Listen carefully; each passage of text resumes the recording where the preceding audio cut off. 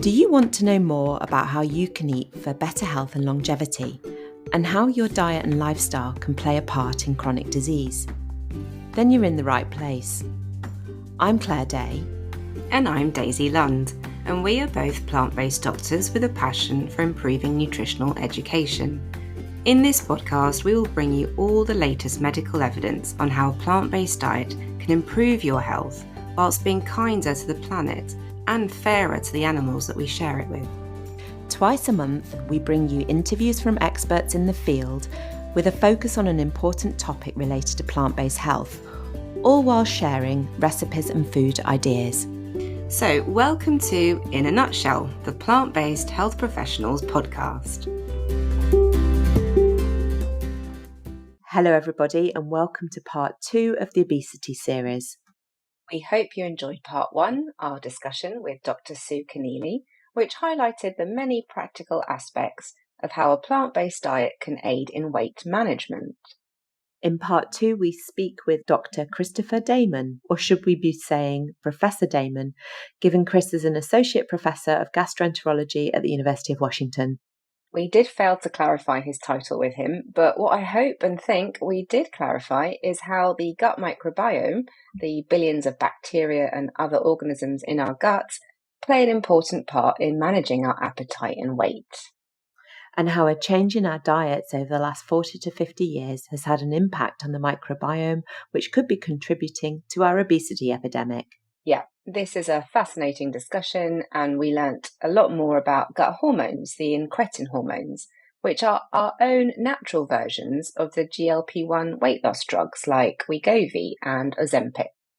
So without giving too much away, as we want you to listen to the whole episode, it was wonderful to hear how the foods we love so much, high fibre, whole plant foods, feed the gut microbiome, which then stimulate production of these hormones and help us with satiety and weight control.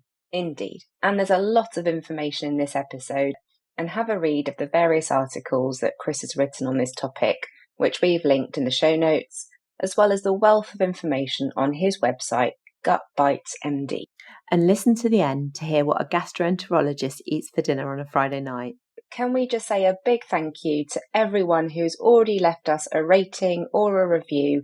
This is really helping the podcast grow and helping to bring plant-based nutritional education the airtime that we think it deserves. Christopher Damman is a clinical associate professor and a practising gastroenterologist at the University of Washington and editor-in-chief at Gut Bites MD.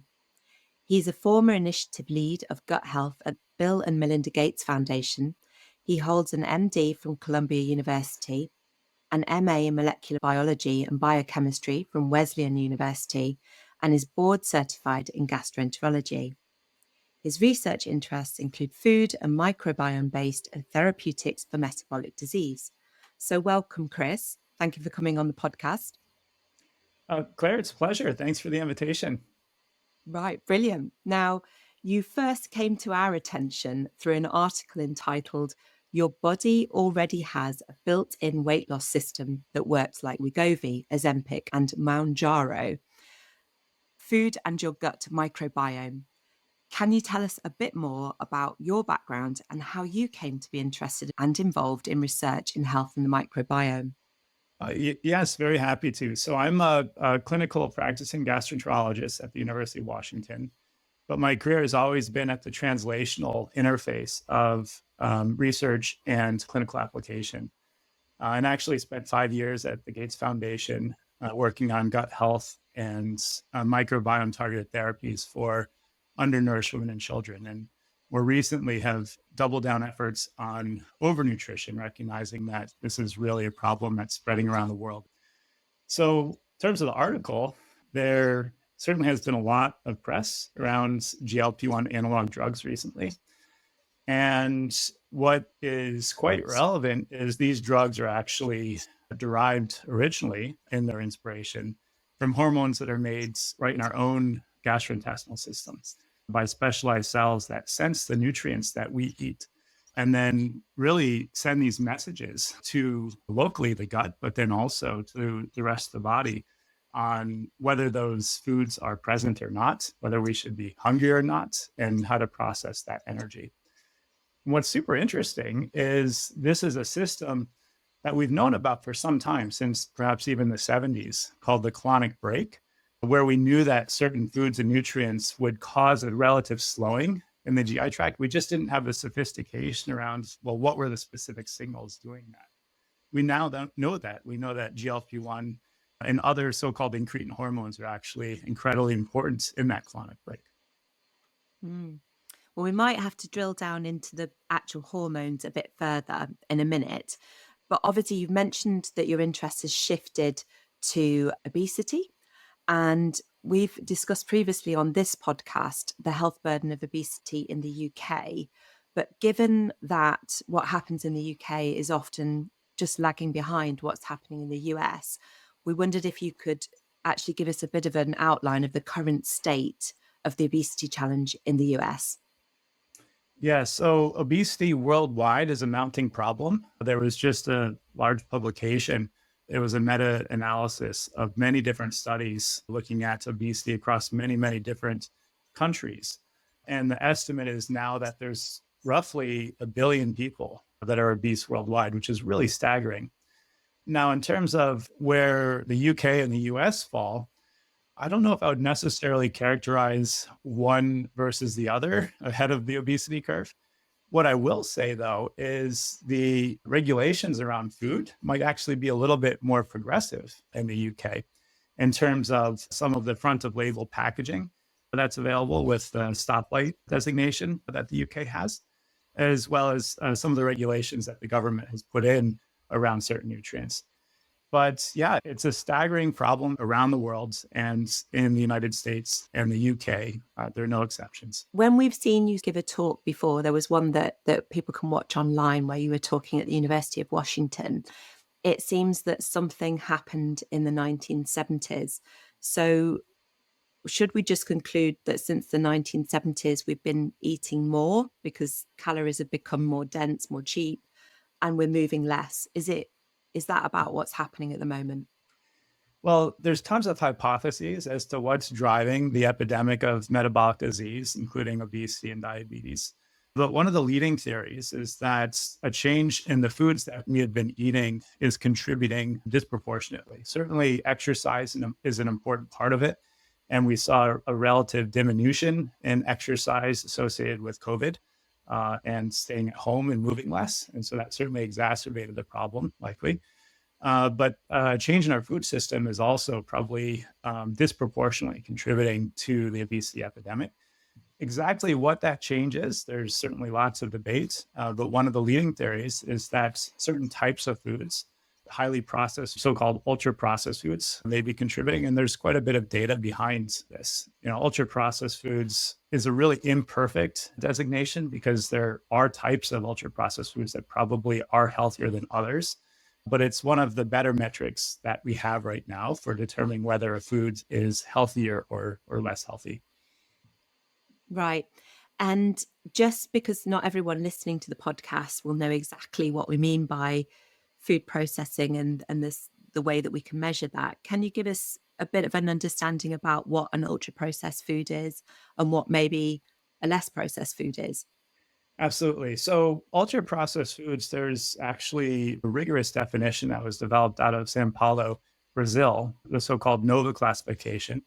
And there's 4 different categories there. Everything from what we'd consider to be a whole food like an apple or maybe a nut, all the way up to something that we would instinctively consider a ultra processed food, something that comes in a shiny package and that involves breaking down the nutrients of a whole food and then really putting them back together. And so things like chips and sodas, cakes and candies, those would all be the types of ultra processed foods that would fall into that category. Do we actually know if we look at ultra processed foods as a potential cause of weight gain, do we actually know how that happens? We don't. Again, there's theories there as to what's happening. And I'd say there's probably elements of truth to all of those theories. So one theory is that there's too much of certain nutrients. And so the nutrients that have been highlighted would be salt, sugar, and certain types of fat. There's even a book called Salt, Sugar, and Fat that Michael Moss popularized. I think there's certainly great truth to that. We're eating way too much of these things. Ultra processed foods are concentrated in these things, but there's probably other elements to ultra processed foods that are also contributing. One of those elements is this concept of hyperpalatability.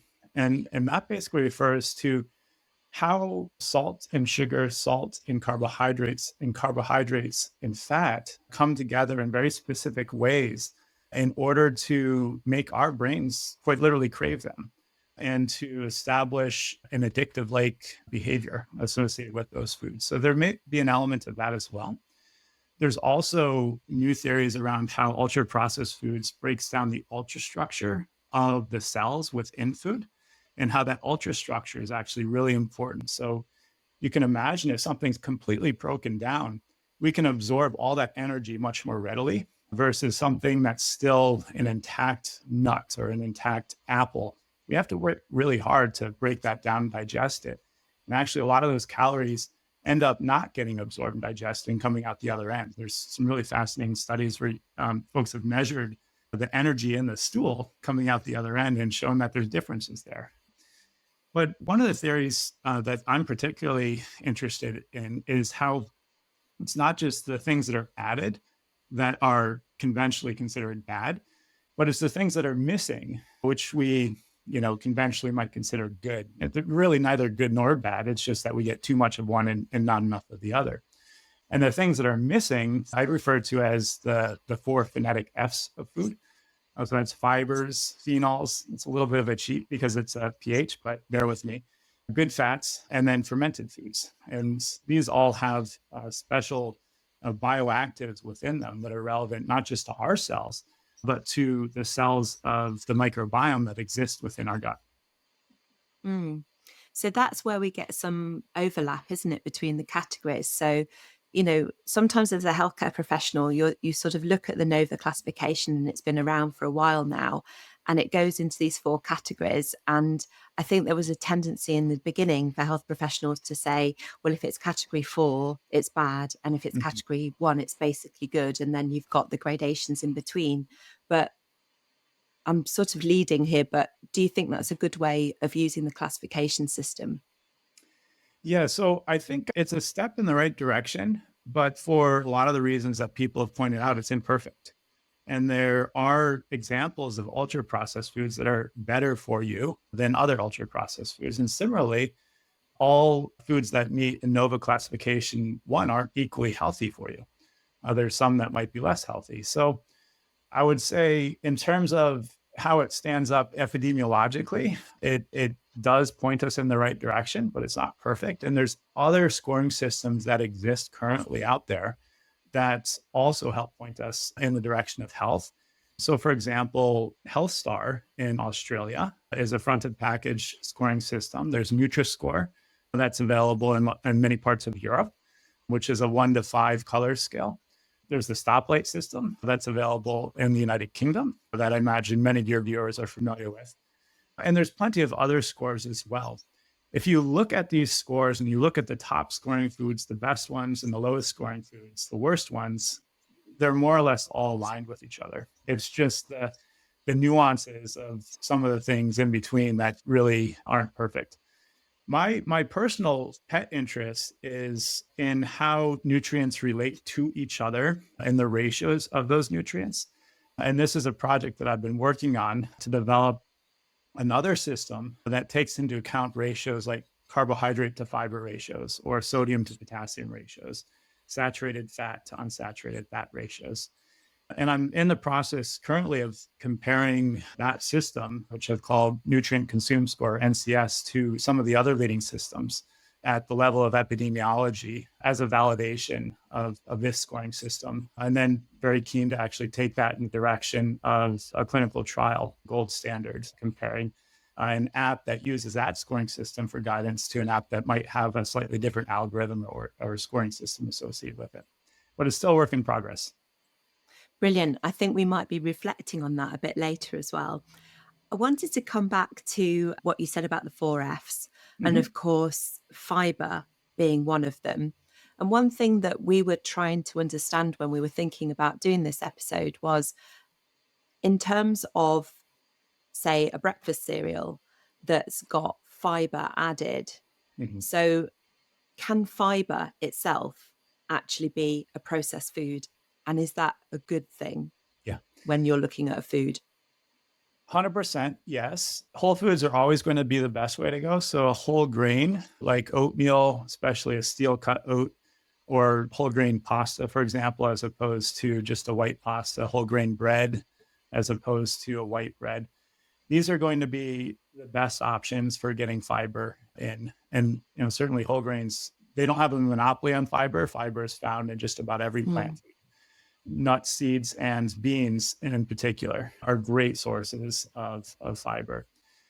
But a lot of people in busy lifestyles have a really hard time getting enough fiber in. And so I'm a pragmatist and recognize that there can be things that help with incrementally improving diet, and supplemental fiber is one of those things. And there's good data to support that taking certain types of supplemental fiber that actually are prebiotic fibers that grow the right type of microbes in the gut can be helpful for your metabolic health.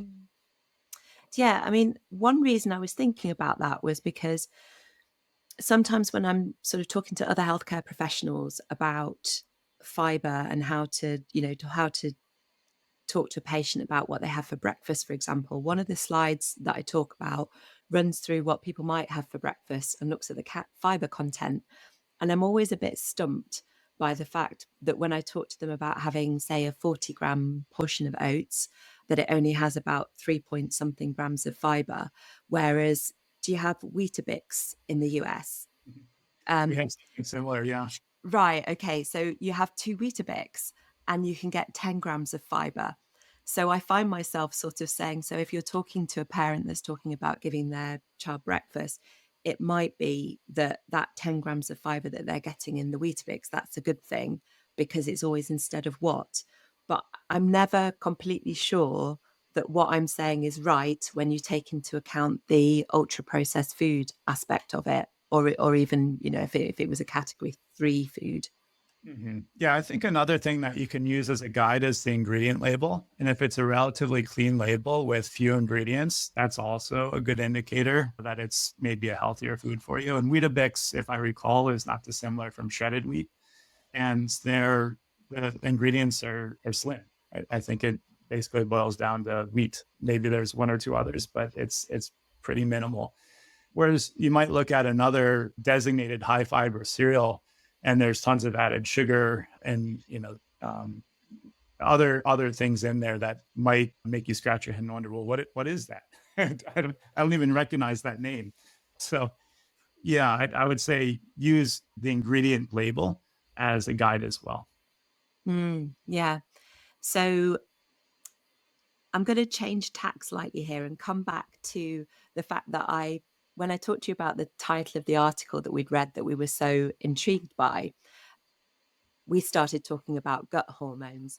But I think it would be really good if you were able to give us a little summary of the hormones that are important for weight control that are in the gut, so that we can sort of then maybe move that discussion on a little bit. Yeah, absolutely. So I would say there's 3 main incretin hormones. There's one that's produced in the upper gut, which is called GIP. And then there's 2 that are produced in the lower gut, PYY and GLP-1. Only GLP-1 and GIP are currently available as incretin analogs, as pharmaceuticals, not PYY. And that's in the drug called Mounjaro that has that combination, whereas Wegovy and Ozempic are really focused just on GLP-1. But what are these hormones and how do they work? They're basically our gut's way of sensing the nutrients that are present there and then telling the gut and the rest of the body how to respond to the foods that are coming down. And some of their key roles are in slowing the gut, saying, okay, slow down. We need time to digest all this fiber that's present in the colon. Also telling our pancreas when to release insulin and glucagon, which regulate glucose. And then also signaling to the brain and telling us when we're full and, when it's time to eat again. Now, there's some important distinctions to make between the drugs that are based on these incretin hormones and the incretin hormones themselves. And one of the key differences is how quickly the natural drugs are broken down versus the drugs that are given as therapies. And the ones that are given as therapy, they have been engineered to not break down, and they're given at much higher levels. And those levels are high enough and they stay long enough that they're impacting directly the central nervous system. They go right up to the brain, and there's receptors for GLP-1 there. The way that GLP-1 works in our gut, it's debatable the degree to which that GLP-1 actually makes it all the way up to the brain. But what it does do is it and other molecules made by the microbiome signal to a key nervous highway that connects our gut with our brain. It's one of the key highways in the gut-brain connection. That's the vagus nerve. And it might be that a lot of the satiety signals are actually going to that vagus nerve from the food that is being sensed in our gut, in addition to the GLP-1 that's being produced there. Okay. On one of our other discussions, we were talking about why, for example, gastric sleeve surgery works, because you're removing the fundus and that being something that produces ghrelin. So should we understand something about that as well in terms of weight management?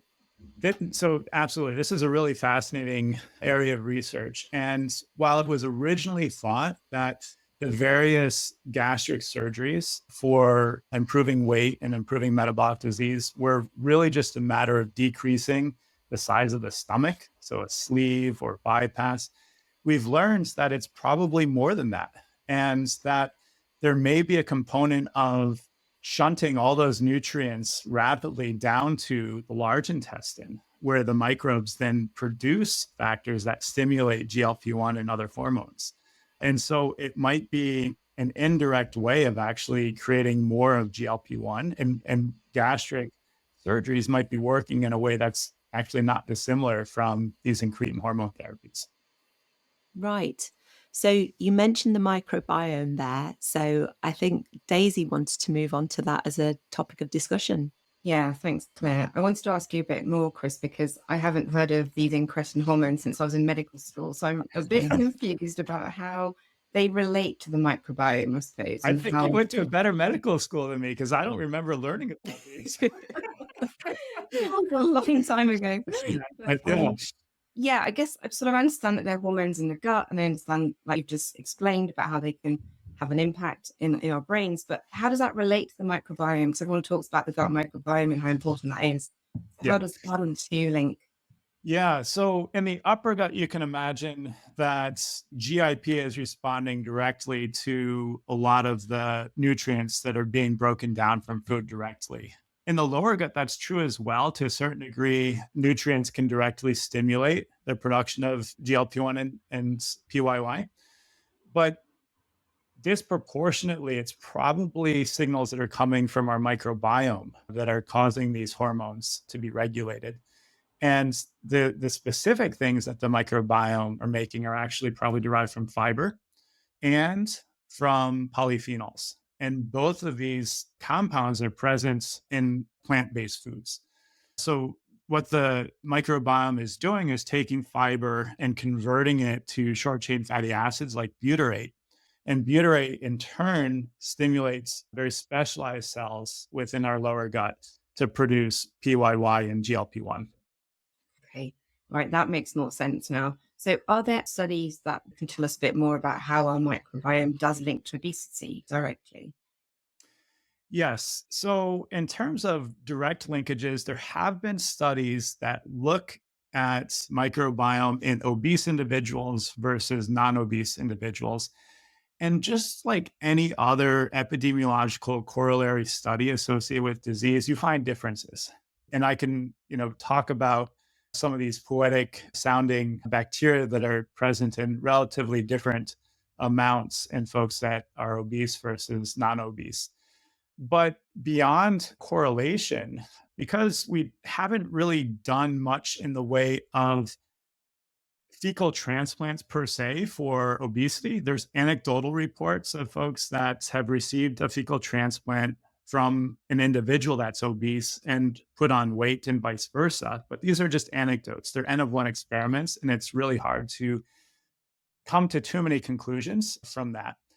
What we do have, however, are intervention studies with diet, and with diet that is specifically impacting gut microbes. So, interventions not just with whole diets, so Mediterranean diet, which is shown in countless studies, both epidemiological and interventionally, to improve weight, but also with specific components of plants, like specific fibers, and showing how these fibers can actually improve weight and improve blood glucose control, and how that correlates with changes in the microbiome and these factors like butyrate and short chain fatty acids that they're producing. Got you. So do we need to be thinking about soluble versus insoluble fiber? Do we need to be giving advice about that? Or is that a bit outdated now? Yeah, it's one of the distinctions that you can find on some food labels, soluble versus insoluble fiber, but that's irrelevant to the mechanism that we're talking about here, which is whether or not your microbes consider that a tasty meal, whether or not it's a prebiotic fiber. And there are examples of both soluble and insoluble fiber that serve as prebiotics for our microbiome.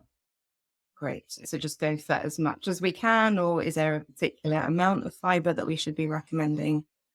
Yeah, so a diversity of fiber in plant-based foods is always going to be our best bet because different types of fibers affect our gut in slightly different ways. In terms of the types of fibers that tend to be prebiotic, it can be a double-edged sword. And I'm sure a lot of folks can speak anecdotally to their own experience with increasing fiber in their diet, with an increase in wins that might accompany that. And there are ways of helping mitigate that by going low and going slow and ramping up to allow your microbiome to adjust. But truly, there's some people whose microbiomes might be depleted or missing certain organisms to the point where going low and going slow is really not sufficient, and they can't tolerate certain types of fibers. And there's even diets that cater to this and that have been studied rigorously. One of them is the low FODMAP diet, which is used for irritable bowel syndrome.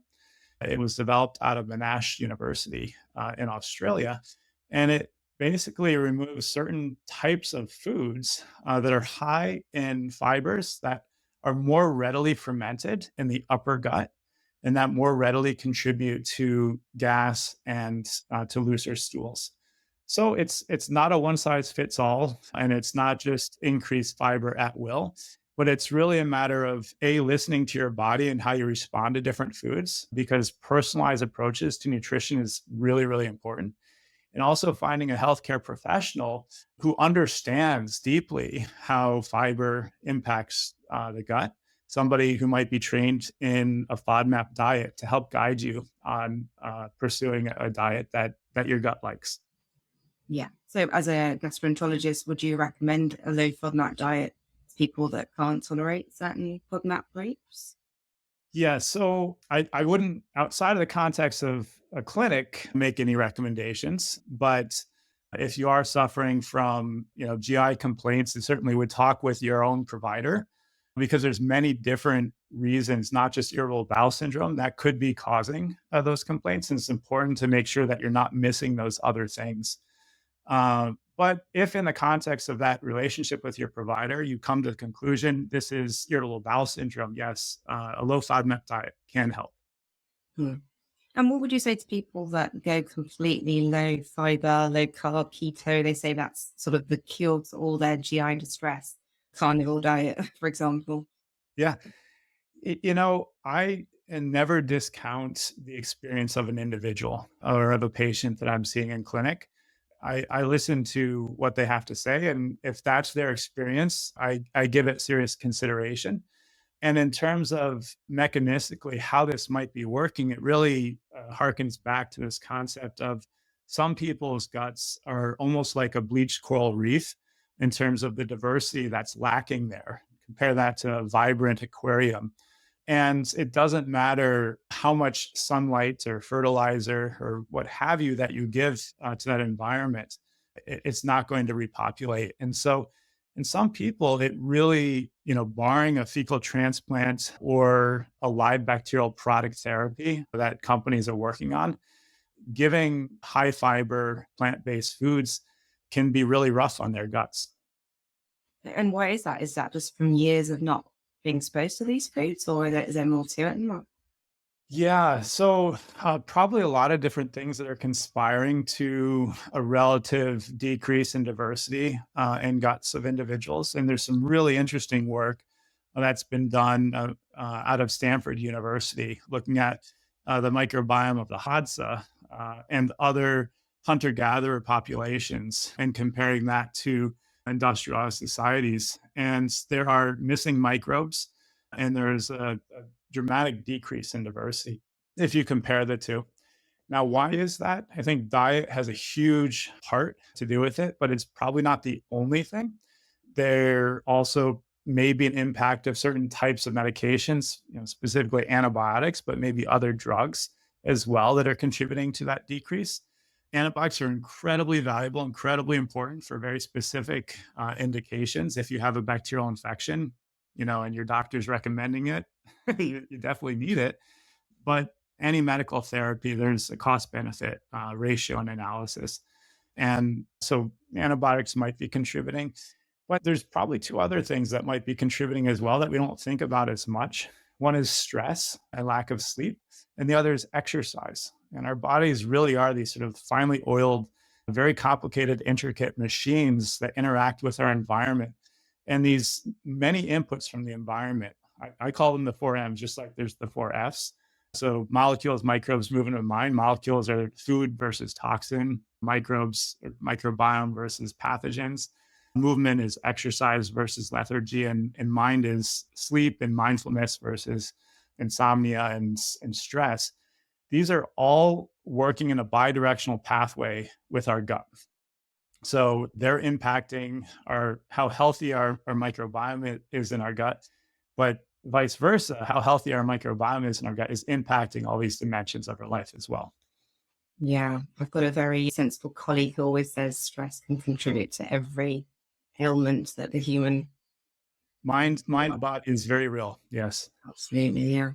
Just going back though to the microbiome, if we do want that fertile, lovely microbiome that you talked about earlier, are there any benefits in doing these sort of home microbiome testing kits?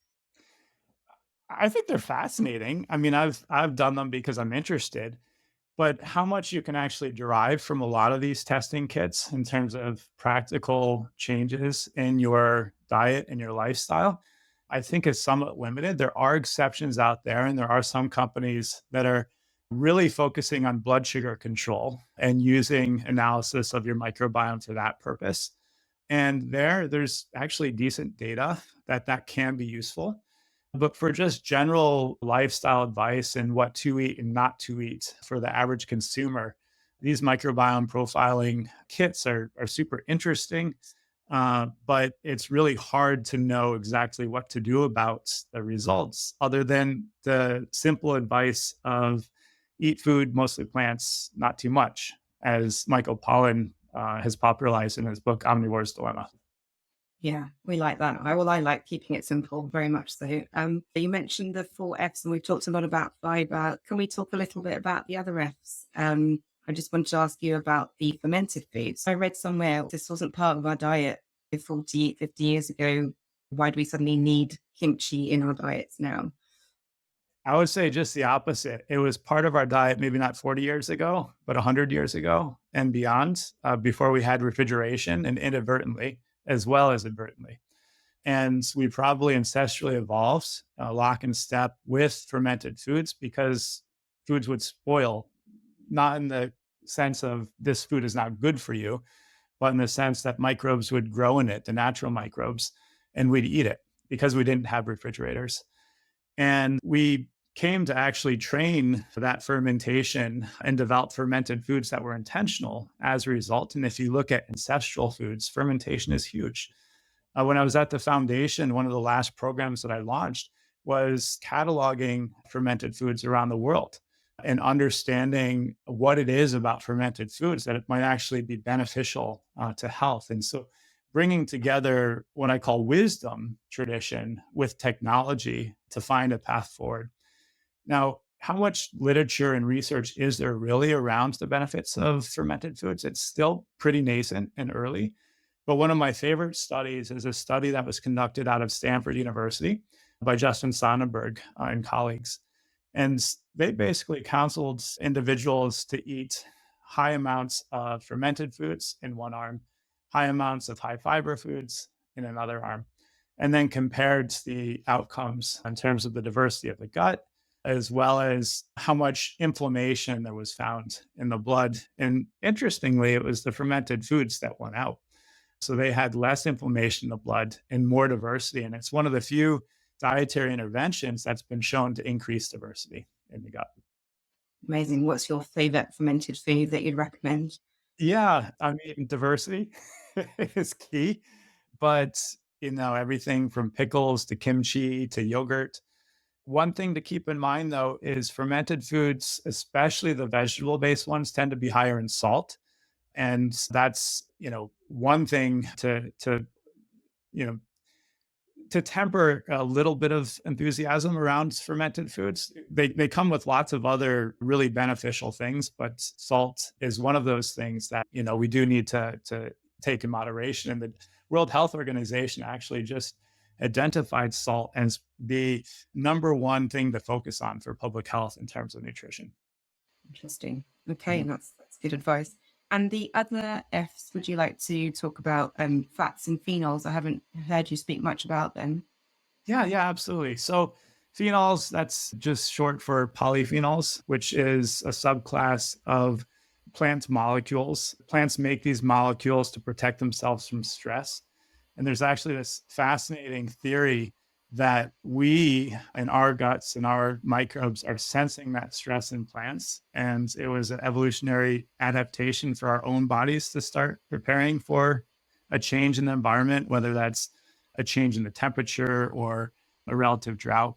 It's just a theory. It was developed by David Sinclair out of Harvard, but I think it's kind of interesting and catchy. But polyphenols, in terms of our own body, we've traditionally referred to them as antioxidants. Basically just means that they prevent sparks from catching fire in the rest of our body, if you can use that as a metaphor, because we literally have little furnaces in each and every one of our cells called mitochondria. And when they use energy or they burn it, they create free radicals. Those free radicals are like sparks, and the polyphenols help basically mop up those free radicals so that they don't cause damage to things like DNA and lead to cancer or an inflammation. But polyphenols are probably working in ways beyond just being antioxidants, and probably working with our microbiome and being transformed by our microbiome. And there's a really great example, it's called urolithin A, of how our microbiome takes a native polyphenol. In this case, it's something called a ligotannin. It's found in very high concentrations in pomegranates, but walnuts and other things too. Our microbiome takes that, converts it to urolithin A. Urolithin A is something that can be absorbed into the body. It's a lot more bioavailable and bioactive than the native compound, and can have impacts on things like these little cellular furnaces called the mitochondria in our cells, and other impacts on the body. Okay, great. Thank you. That's gone over my head, but I'll go with it. Sorry. No, it's great. It was amazing. And fats, you mentioned good fats. Can you tell us a little bit about the distinction between the sort of fats we ought to be eating?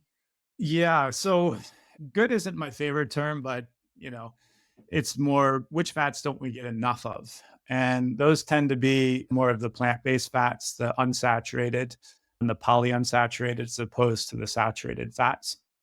And within those classes, there's finer distinctions like omega-3 versus omega-6.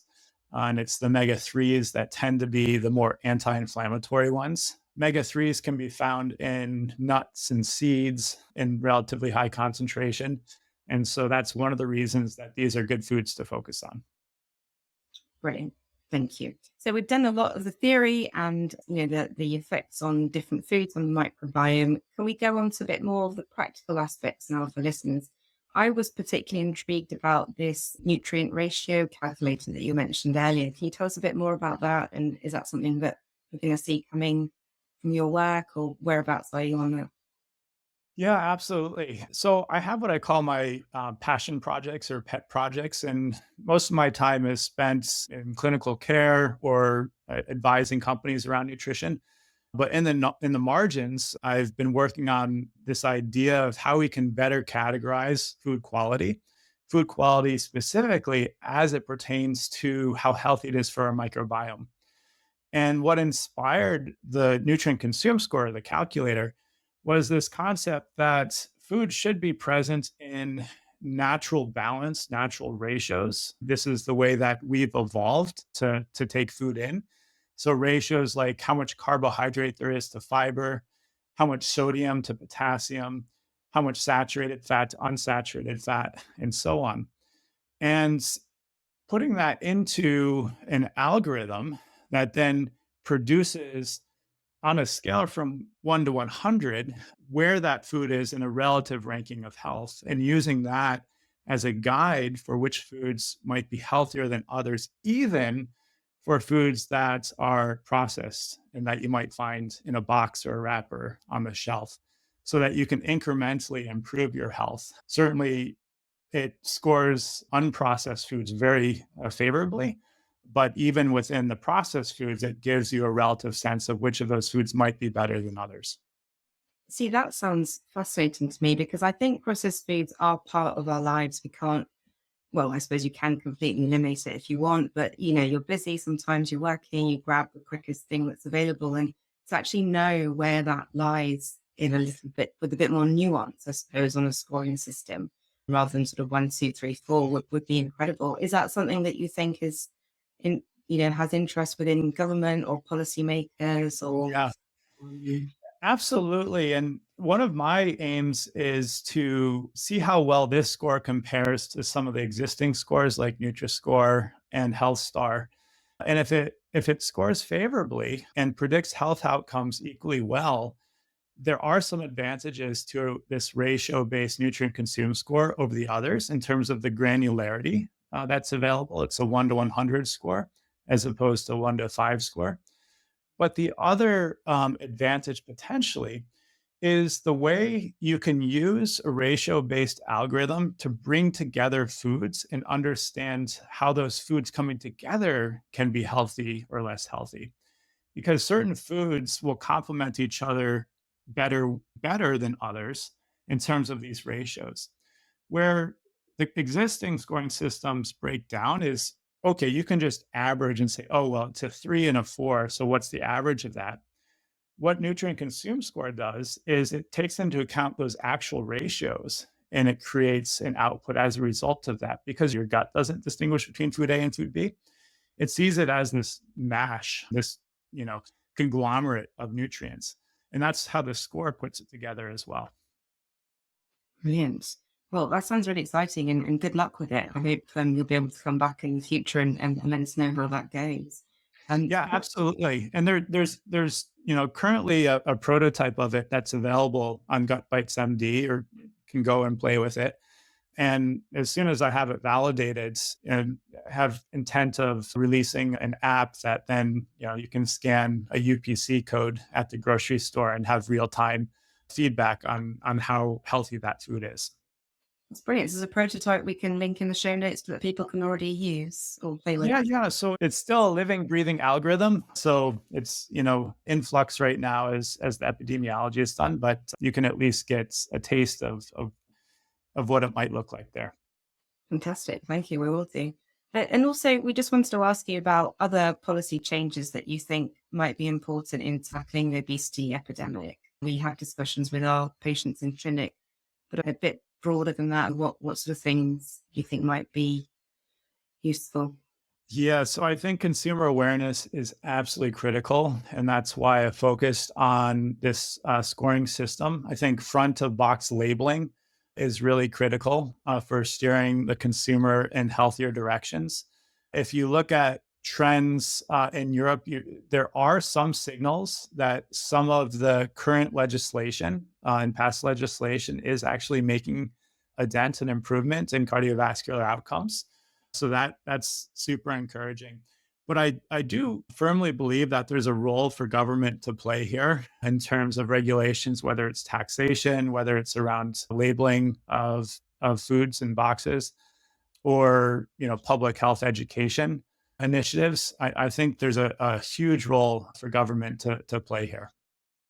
Absolutely. Yeah, the food labeling in the US is quite confusing, isn't it? I mean, if you compare nutrition facts, the latest iteration to the one that was available before, it's incrementally better. It has things like, potassium on it now, which weren't present there before. So that's great. And things are moving in the right direction. But I agree entirely, to the average consumer looking at a nutrition facts label, even in its refined form, it can make you go cross-eyed. It can be hard to read because it's still in relatively fine print, and it's hard to draw firm conclusions on what to eat and what not to eat from it currently. I think it's really good to go for consumer education and give people choices and allow them to make those choices. But one of the problems we have in the UK is that people are often just faced with what we call food deserts. There was a documentary that became available for free quite recently, which was that they're trying to kill us. And I was quite shocked by some of the availability of fresh food in the US. Is the government going to be doing anything, do you think, to regulate the availability a bit better than it was that documentary was made sort of 21, 22. Has that made any difference? Yeah, I'm not aware of any changes that have happened as a result of the documentary. And food deserts are real.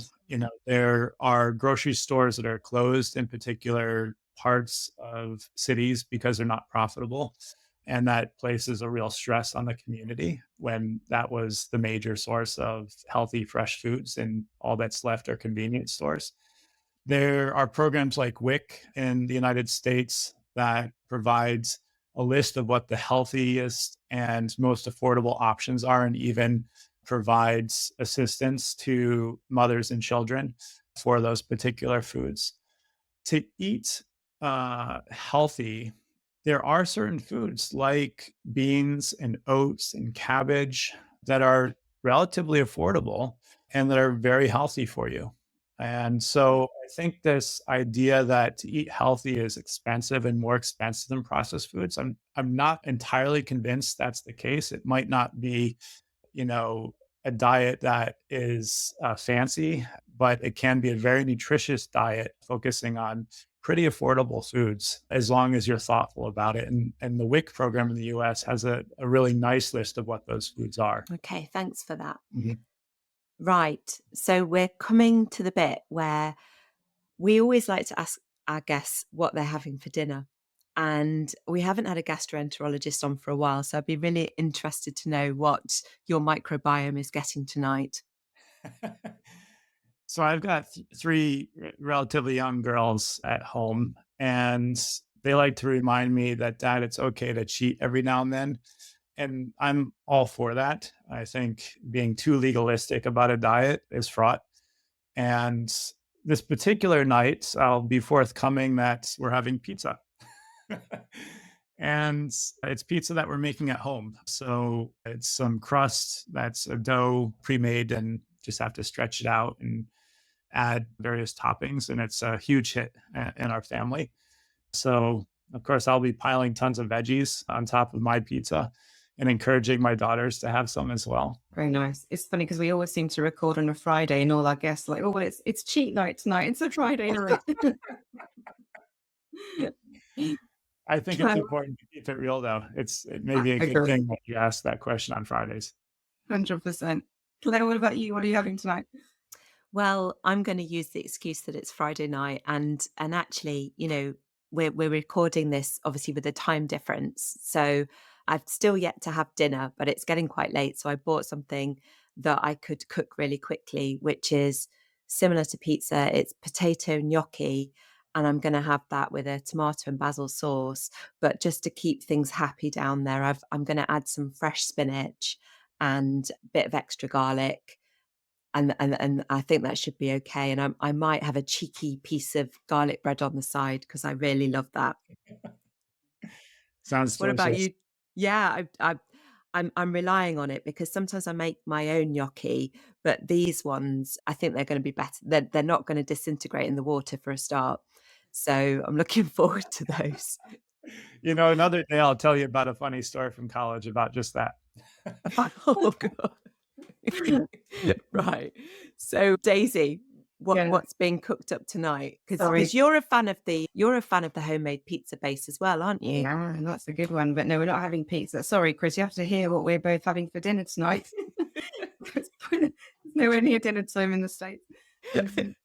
We won't take too long, I promise. But I have recently learned how to shred tempeh. So yeah, a great tempeh, and it's revolutionized my tempeh recipes. I never used to like that really dense texture with tempeh. I found it a bit too nutty and too dense.